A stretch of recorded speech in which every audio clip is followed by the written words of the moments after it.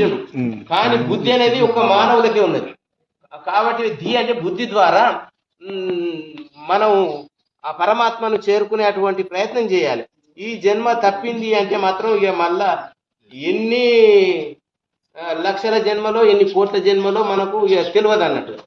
కాబట్టి మనం ఈ మానవ జన్మ లోపల భగవంతుని మన బుద్ధి ద్వారా బుద్ధిని సూక్ష్మం చేసి ధ్యానం చేయాలి. భగవంతుని గురించి ఎప్పటికీ ధ్యానం చేయాలి. మంచి మంచి సత్సంగాలు చేయాలి. సత్సంగాలు చేస్తాంటే భగవంతుని గురించి మనకు పట్టు దొరుకుతుంది. భగవంతుడు అంటే ఏంటిది, నేనంటే ఏంటిది, ఈ ప్రకృతి అంటే ఏంటిది, కనిపించే ప్రపంచం అంతా ఏంటిది అనేది దాని గురించి క్లుప్తంగా తెలుసుకొని దాన్ని గురువుల ద్వారా మంచిగా విని మనం దాన్ని ధ్యానం చేయాలి. ధ్యానం చేసినట్లయితే ఈ మానవ జన్మ లోపల మనం తరించుతాం. ఈ దుఃఖాల నుంచి మనం దూరం అవుతాం. మనకు అందరికీ దుఃఖం అనేది ఉన్నది కదా. ఆ దుఃఖాలు దూరం కావాలంటే మాత్రం ఇది ఒక్కటి తప్ప భగవంతుని తెలుసుకోవాలి కదా. భగవంతుని గురించి ధ్యానం చేయాలి.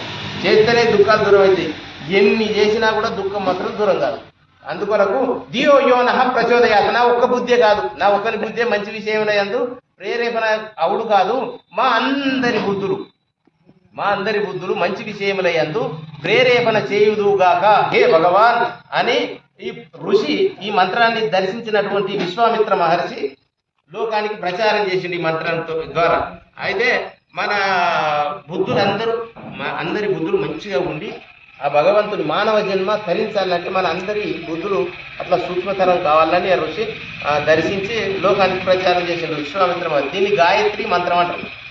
ఇక ఇప్పుడు మనం స్వామి చెప్పు అదే గీత చెప్పు.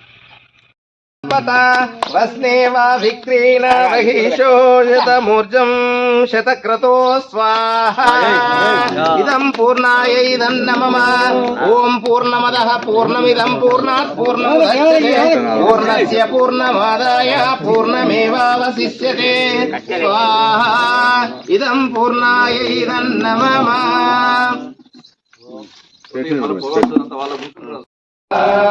ఇదం సవిత్రీ నమః ఓం భగవస్వః సవితుర్వరేణ్యం భర్గో దేవస్య ధీమహి ధియో యో నః ప్రచోదయాత్ స్వాహా ఇదం సవిత్రీ నమః. మనిషికొక్కటే మనిషికొక్కసారి అయ్యింది.